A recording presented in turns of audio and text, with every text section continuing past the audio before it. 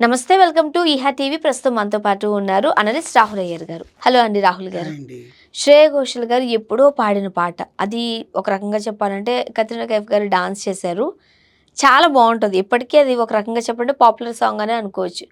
But ఇప్పుడు శ్రేయ ఘోషల్ గారు ఆ సాంగ్‌కి సంబంధించి స్పందించారు. పాట పాడకుండా ఉండి ఉంటే బాగుండేది అన్నారు. ఏం చెప్తారు? శ్రేయా ఘోషల్ అనే పేరు వింటేనే అసలా గొంతులో మాధుర్యం, ఆ అవును. పాటలు ఎంతమంది ఆమెకు ఫ్యాన్స్ ఉంటారు.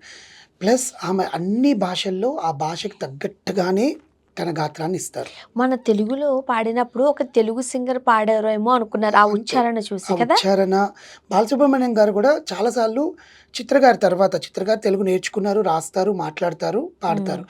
చిత్ర గారి తర్వాత అంత తెలుగు ఉచ్చారణ ఉన్న అమ్మాయి పరభాష గాయని మని మన శ్రేయా శ్రేయ. ఘోషల్ అని చెప్పి ఇప్పటికీ అంటారనమాట.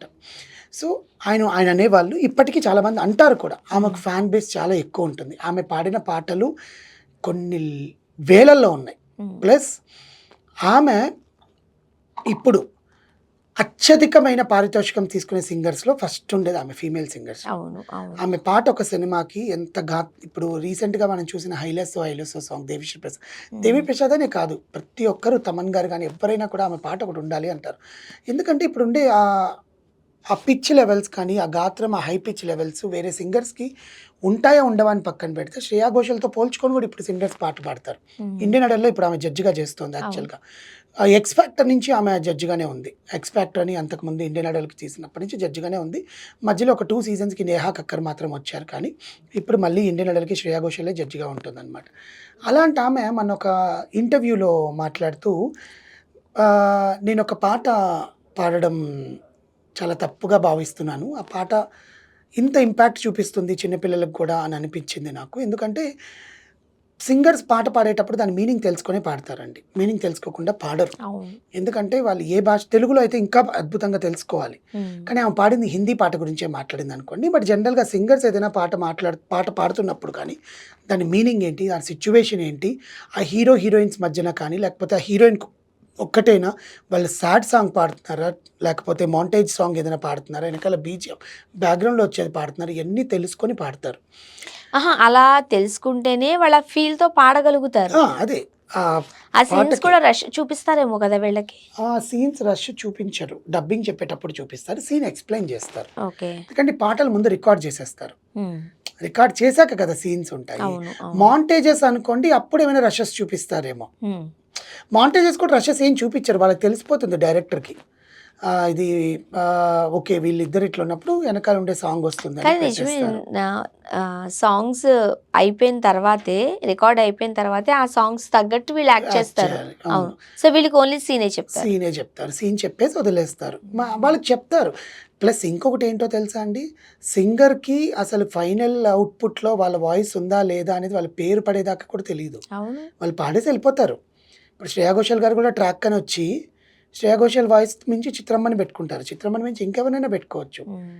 అలాగే చిత్రమ్మని పిలిచి చిత్రమ్మ వాయిస్ కన్నా శ్రేయా ఘోషాల్ వాయిస్‌ని కూడా పెట్టుకోవచ్చు. ఎందుకంటే చిత్రమ్మ గారి వాయిస్ ఆ హీరోయిన్‌కి కొంచెం పెద్దగా అయిపోతదేమో, శ్రేయా ఘోషాల్ వాయిస్ ఏమో చిన్నగుంటదేమో అని. లేదా శ్రేయా ఘోషాల్ గారు పాడిన వాయిస్ బడ్జెట్ హ్మ్. ఇప్పుడు అలాంటి సింగర్స్‌ని ముందు బడ్జెట్‌గా మెంటల్‌గా ప్రిపేర్ అయిపోతారు. ట్రాక్ పాడిచ్చేస్తారు జూనియర్ సింగర్స్ చేత. ట్రాక్ పాడేసి వినేస్తారు వీళ్ళు. వినేసినప్పుడు ఏమవుతదంటే ఆ గమకాలు, ఆ ఉచ్చారణ ఇవన్నీ కూడా క్లారిటీ వస్తది వాళ్ళకి. ఇప్పుడు ఎదుటుగా ఉండి చెప్పే పాడే వేరు, విని పాడేది వేరు ఉంటది కదా! అవును. అలా.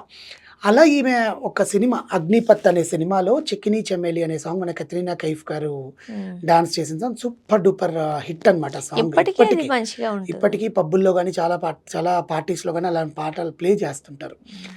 అలాంటి సాంగ్ గురించి ఈమె మాట్లాడింది. ఆ పాటలో కొన్ని వల్గర్ మీనింగ్ వచ్చే ఆహ్, హ్మ్. వర్డ్స్ ఉంటాయి. లైక్ బాడీ షేమింగ్ అన్నట్టా? లైక్ ఫీమేల్ బాడీ పార్ట్స్ గురించి ఆ అమ్మాయి చెప్పుకునేది. హ్మ్. ఆ హీరోయిన్ అంతటా ఆమె అవును. చెప్పుకునే అవును. సాంగ్ ఉంటుంది. Body shaming song. అది నేను పాడేటప్పుడు ఓకే. ఫైన్. ఇది ఐటెమ్ సాంగ్, కవర్ సాంగ్ కాబట్టి వాళ్ళు ఇచ్చేసారు లిరిక్ నేను పాడేసాను అయిపోయింది. పెద్దవాళ్ళు ఓకే. ఫైన్. ఆ మీనింగ్స్ తెలుస్తాయి కాబట్టి వాళ్ళకి ఓకే. ఫైన్. అదొక ఇంటిమేషన్ సాంగ్, ఇంటిమేట్ సాంగ్ లేకపోతే ఒక కవర్ సాంగ్, స్పెషల్ సాంగ్ అని తెలుస్తది. బట్ 5 ఏళ్ల పిల్లలు, 6 ఏళ్ల పిల్లలు ఈ మధ్య నేను ఎక్కడైనా కనిపిస్తే श्रेया जी आपके गाना अच्छा लगा है। मैं अब आपको बहुत आई मीन बड़ा फ़ैन है। आपके पास में एक गाना सुनाओ అని పాడుతున్నప్పుడు ఈ చికినీ చెమెలి సాంగ్ పాడుతూ ఆ లిరిక్స్ పాడడం అలవాటు చేసుకున్నారంట. దానికి అమ్మాయికి చాలా వినడానికి ఇబ్బందిగా అనిపించిందంట. అప్పుడు ఆమె చెప్పిన బాధ, అలాంటి పాటలు ఇంత చిల్డ్రన్‌కి ఇంపాక్ట్ కలిగిస్తాయా? వాళ్ళకి అసలు ఆ వర్డ్స్ మీనింగ్ కూడా తెలియకుండా వాళ్ళు పాడుతున్నారు. యాస్ ఎ సింగర్‌గా నా కూతురు కూడా అలాంటి పాటలు పాడితే నేను ఒప్పుకోను అన్న భావనలో హ్మ్. ఆమె చెప్పారనమాట. బట్ అంత గొప్ప సింగరు ఆ గెస్చర్‌ని చూపించడం కూడా గ్రేటే. తను పాడిన సాంగ్స్‌ని తనే విమర్శించుకోవడం కూడా గ్రేటే కదండీ! హ్మ్. సో, అంటే జనాలు ఎట్లా నా పాటల వల్ల ఇంపాక్ట్ అవుతున్నారు, ఎట్లా ప్రజలు నా పాటను స్వీకరిస్తున్నారని ఆలోచించడం కూడా ఒక సింగర్‌కి ఒక గొప్ప వరం. కానీ కెరీర్ స్టార్టింగ్‌లో పాడిన అలాంటి పాటల వల్ల తన హైప్ ఇంకా పెరిగింది. ఈ టైప్ ఆఫ్ సాంగ్స్ కూడా శ్రేయ గారు బాగా పాడగలరు అని నిరూపించుకున్నారు. మరి తన కెరీర్ గ్రోత్‌కి ఈ సాంగ్ అంటే కాస్త బూస్టప్ అది ఆ ఇచ్చినట్టేగా? అమ్మాయి పాడిన దాన్ని తప్పు అనట్లేదు. అరే! అలాంటి వర్డ్స్ ఇలాంటి వాటికి ఇంపాక్ట్ అవుతున్నాయన్న విధంగా మాట్లాడుతుంది. అంతేగాని శ్రేయా ఘోషల్ వాయిస్‌ని ఎవరు వదులుకుంటారండి? హ్మ్. అంత అసలు పాడుతుంటే నాకు ఇప్పటికీ 'బాజీరావ్ మస్తానీలో' మస్తానీ సాంగ్ అసలు 'దీవానీ మస్తానీ' చెవుల్లో ఇంకా అట్లే ఉంటుందన్నమాట. 'పద్మావతిలో ఘూమర్' హ్మ్. తెలుగులో ఎంత అద్భుతమైన పాట. తెలుగులో ఫస్ట్ ఇంట్రొడ్యూస్ చేసింది మణిశర్మ గారు. అవును. 'ఒక్కడు' సినిమాలో సాంగ్ ఆమె ఫస్ట్ సోలో ఇంట్రడక్షన్ 'నువ్వేం మాయ చేసావో' చేసావా? అని first song in Telugu Mani Sharma గారు తనని ఇంట్రడ్యూస్ చేశారు శ్రేయా ఘోషల్. అప్పటికే ఆమె ఉచ్చారణ ఎలా ఉందో చూడండి. అదే ఫస్ట్ అంటున్నాను సాంగ్‌కి నేను. అంత డెడికేషన్‌తో ఉన్న ఆర్టిస్ట్ ఇప్పుడు డెడికేషన్‌తోనే చెప్పింది.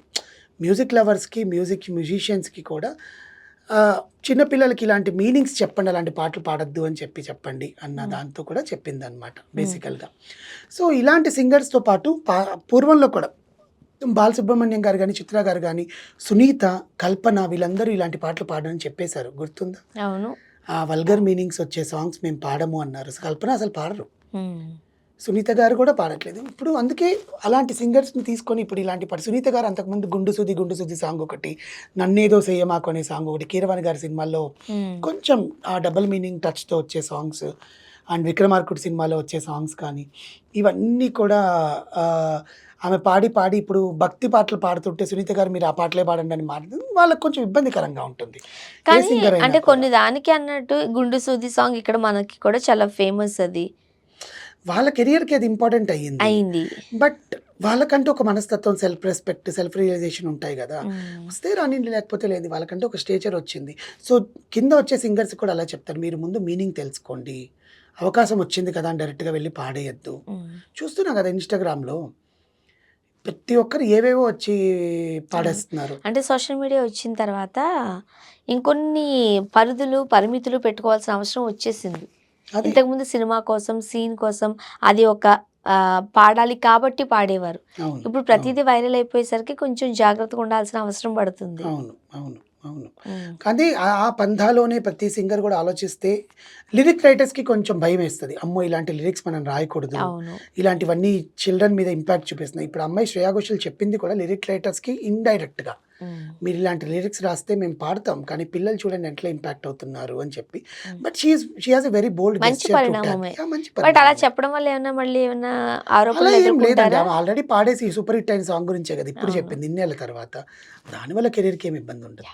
Thank you so thank much. You.